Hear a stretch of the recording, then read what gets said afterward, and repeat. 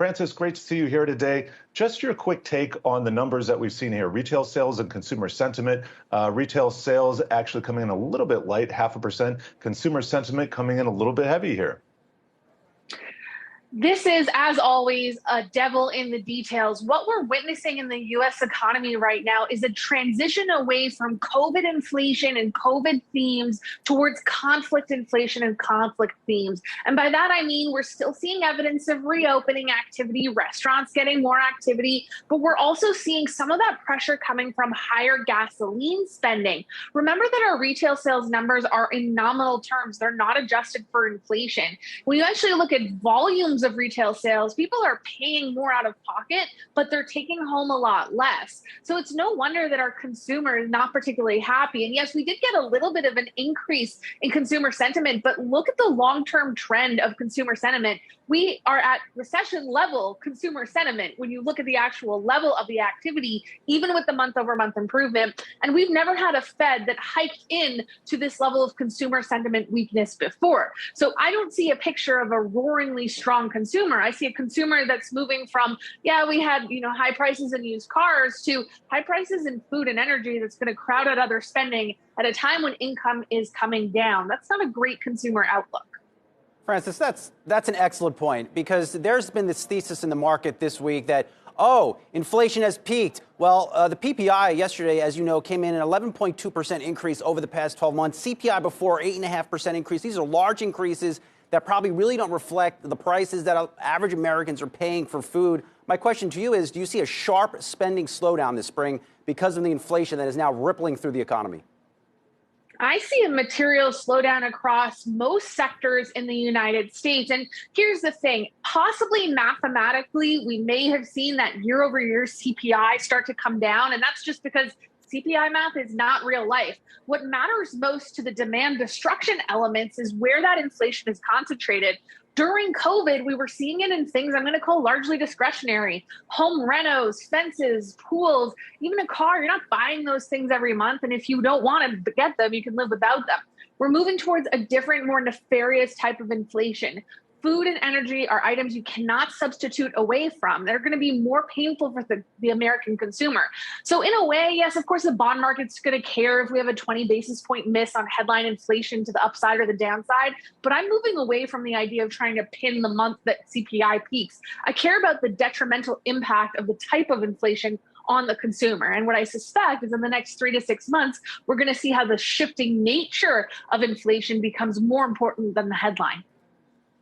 And Francis, let's think this out here and assume your premise, 3 to 6 months, we see a weakening consumer, demand is not necessarily there. The Fed, on the other hand, has indicated they're gonna hike 50 basis points pretty much until something breaks. You throw quantitative tightening in there, actually potentially selling assets as soon as May, June.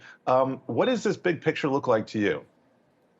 Well, the market's already telling you it's a policy mistake that we're getting these big curve flatteners. Yeah, we've had some sneaky steepening in there, market pricing and cuts as of 2024. Well, of course, 9 hikes this year is going to be very painful for the U.S. economy. Now, my suspicion is that in the next quarter, we're going to see PMIs come down pretty aggressively. Housing is weakening. Retail sales will slow.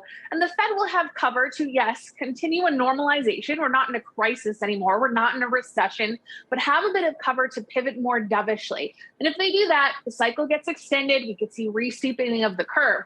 But we got a couple months before that data slows and provides enough cover for them to do so. So in the meantime, we're going to have to pretend with a pretty hawkish Fed.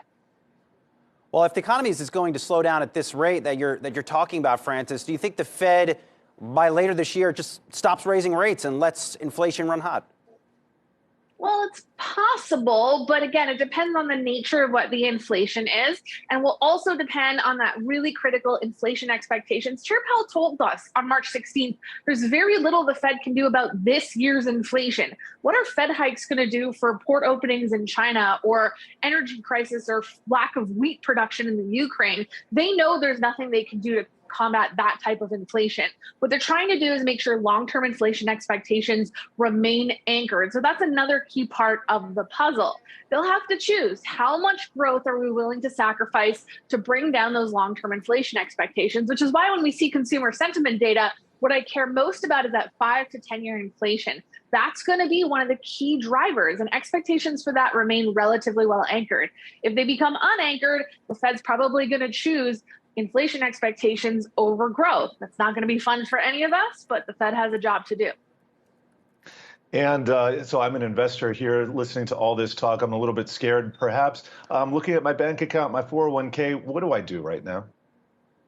Well, it depends what your investment horizon is. We go through mini cycles all the time. I'm not calling for a recession. We see times when the PMI goes sub 50. These are growth slowdowns. If you're a long-term investor, you stay the course. If you're playing more tactically, now is the time to be a little bit more neutral, a little bit more defensive than perhaps what we've seen in the past, a little more tilted towards the United States. That makes sense as we head into a growth slowdown.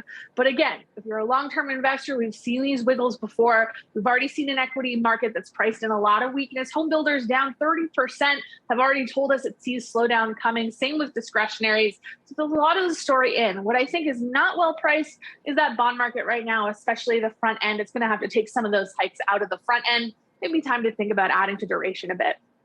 Francis, before we let you go, for the lay person out there, how could they go about spotting recession? Are there 3 things that you look at most acutely? So things that you want to watch right now are what is happening to the Fed. Are they going to actually engage in a pivot? I love purchasing manager indices. They're really good at showing you slowdown, cyclical ups and downs. You can watch those and watch what's happening to the consumer, from real wages to the type of inflation. I think that's going to be a key component of this story. But at the end of the day, sure, we make a living off of the big R word, recession. Are we going to see it or not? Slowdown is very similar. We're going to move a little bit more defensively. You're going to see a little bit more pressure on the economy. Whether or not you trigger the R word, I think, is maybe more about headlines than it is actual investment or your day-to-day life. Oh, calling us journalists out on making the story here. I'm not going to say the R word. I'll leave that for others. Always great to see you, Francis Donald, Global Chief Economist and Strategist over at Manulife Investment.